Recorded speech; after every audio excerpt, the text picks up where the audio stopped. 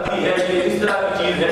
اس ساری چیزوں کو یہ لکھ رہے ہیں۔ من شکر النبی صلی اللہ علیہ وسلم او احانہ او آبا فی امر دینہ او فی شخصہ او صفت من اوصافہ، نبی علیہ السلام کے اوصاف میں سے کسی صفت پر کسی نے تنقید کی، نبی علیہ السلام کے کریکٹر اور شخصیت کے لحاظ سے کسی نے تنقید کی،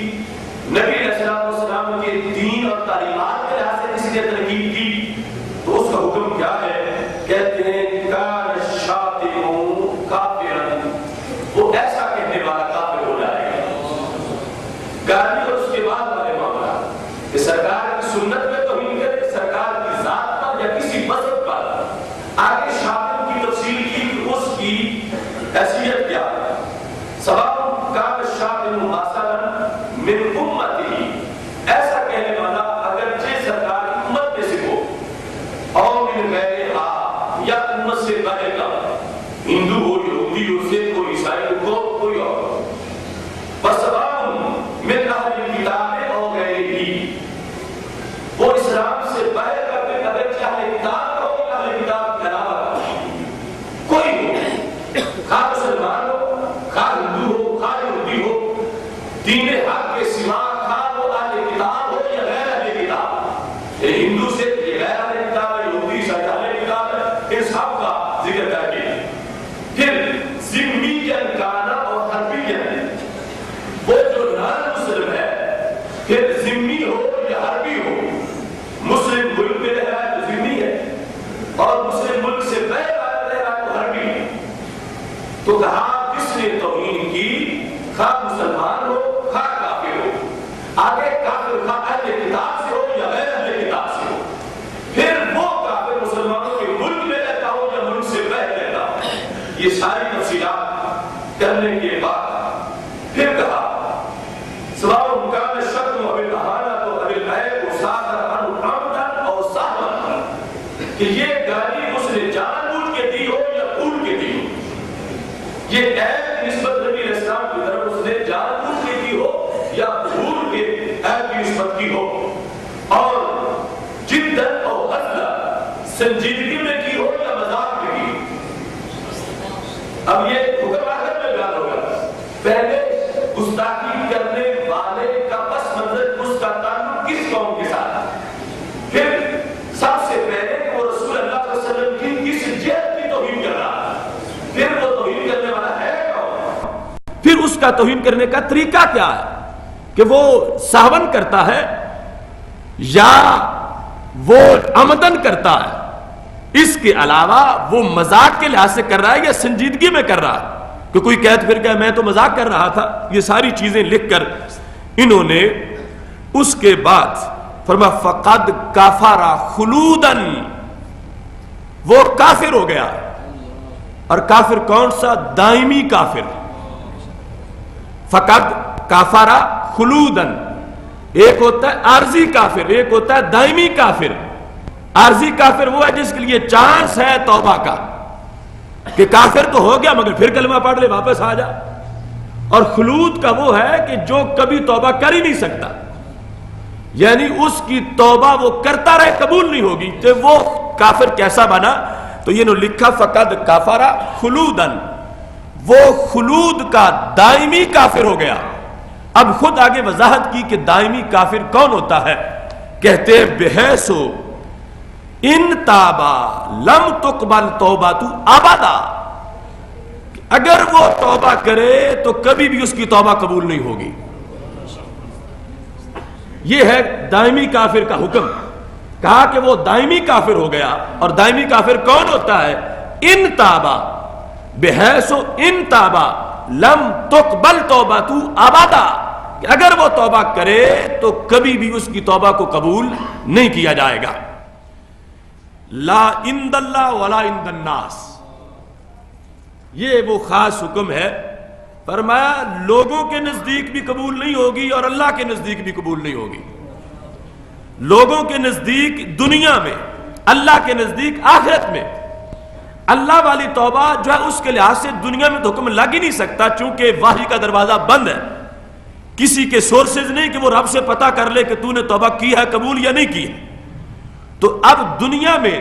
توبہ چونکہ یہ نبی علیہ السلام کا حق تھا، سرکار چاہتے تو کر دیتے قبول. اب کوئی بندہ نہ آج یہ صلاحیت رکھتا ہے کہ سرکار سے رابطہ کرے اس بنیاد پر کہ ظاہراً سرکار دو عالم صلی اللہ علیہ وسلم فرمائے کہ میں نے توبہ کو قبول کیا، وہ ظاہری حیات کے حکم تھے. اب یہ مفتی، یہ قاضی، یہ جج، یہ صدر، ان کی یہ اتھارٹی نہیں ہے، نہ اپنی طرف سے معاف کر سکتے ہیں، نہ رب کی طرف سے معاف کر سکتے ہیں، یا نبی علیہ السلام کی طرف سے معاف کر سکتے ہیں. کسی کے لحاظ سے معافی نہیں ہوگی. اب جو ہے بحیث ان تابا، اگر اس بندے نے توبہ کی، لم یقبل توبتہ، اور لم تقبل توبتہ، اس کی توبہ قبول نہیں ہوگی آبادا، کبھی بھی، لا عند اللہ ولا عند الناس. تو ان کے موقف کے مطابق عند اللہ نہیں ہوگی، مطلب یہ آخرت والا عذاب بھی نہیں ٹلے گا، کیونکہ کافر دائمی ہے. اور دنیا میں توبہ قبول نہیں ہوگی کہ جو سزا بنتی ہے امت پر فرض ہے کہ وہ سزا اس مجرم کو دیں.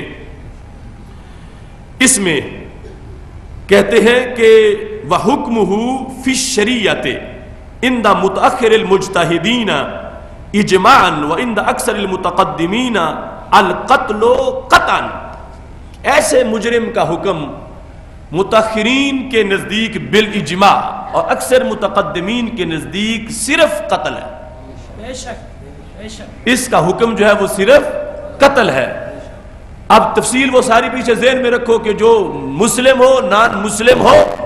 اور پھر نان مسلم مسلم کنٹری میں ہو یا مسلم کنٹری سے باہر ہو،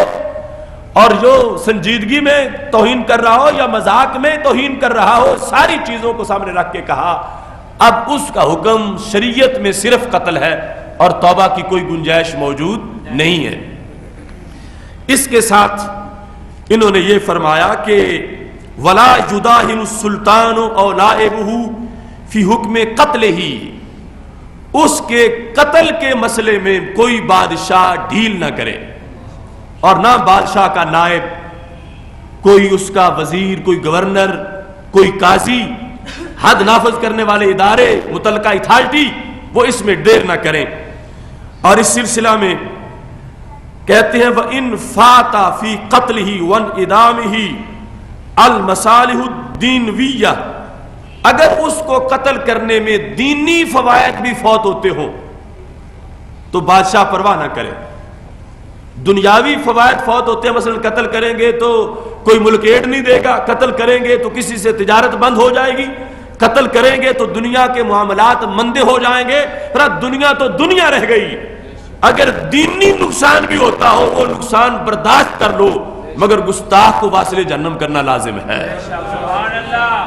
اب دینی نقصان کا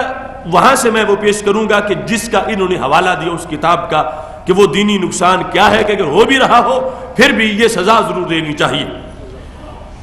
اس کے بعد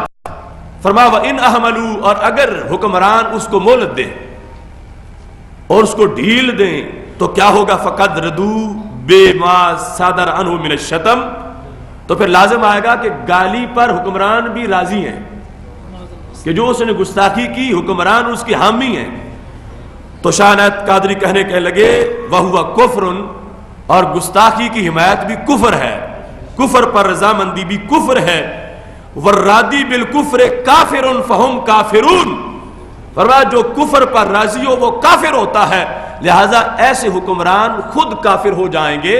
جو ایسے گستاخ کو کسی طرح کی مہلت دیں گے. فَهُمْ كَافِرُونَ، یہ وہ وقت تھا جس میں شاہ عنایت قادری رحمت اللہ علیہ وقت کے صوفی، وقت کے اتنے غوث ولی، بلے شاہ صاحب جیسے لوگوں کا ایمان جن پر جا کے مطمئن ہوا. کتنی تحقیق اور کتنا بڑا انداز. اور اس وقت کے اگر سیاسی حالات دیکھو تو اس طرح ابتری اور ملت پر انحطاط، اس کے باوجود بھی انہوں نے کہا کہ جو دین ہے اس کا اظہار ہم پہ لازم ہے، کہ بادشاہ اگر ایسے حالات کے اندر کسی توہین کرنے والے کو چھوڑ دیں گے ان پر خود یہ حکم لگ جائے گا اور ان کے لیے یہ معاملہ سخت ہو جائے گا. اس واسطے انہیں اس سلسلہ میں مہلت نہیں دینی چاہیے. اور یہ سزا انہوں نے نقل کی اور اس پر اپنے دلی اطمینان کا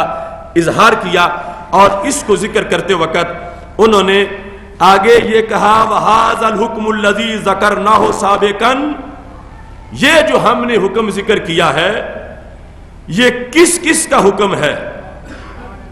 اور اس حکم کی روایت کہاں سے چل کے آئی ہے، اس حکم کا فتویٰ کس کس جگہ سے ملا ہے۔ اس سلسلہ میں حضرت شاہ عنایت قادری رحمۃ اللہ علیہ نے بہت سے اسماء کا ذکر کرتے ہوئے بالخصوص کہا وَهُوَ مذہب ابی بکر، یہ جو میرا شاہ عنایت کا مذہب ہے 12ویں صدی میں یہ صفہ پر ابو بکر صدیق کا مذہب ہے۔ وَهُوَ مذہب ابی بکر رضی اللہ تعالی عنہ، اور وہاں سے آگے گزرے تو کہتے ہیں والامام الاعظم، اور یہ میرے امام اعظم ابو حنیفہ کا مذہب ہے۔ دیکھو نا، یہ ہے ہمارے صوفی، یہ ہے ہمارے پیر، یہ ہے بر صغیر کے ستارے، اور یہ ہے بر صغیر کی روشنی۔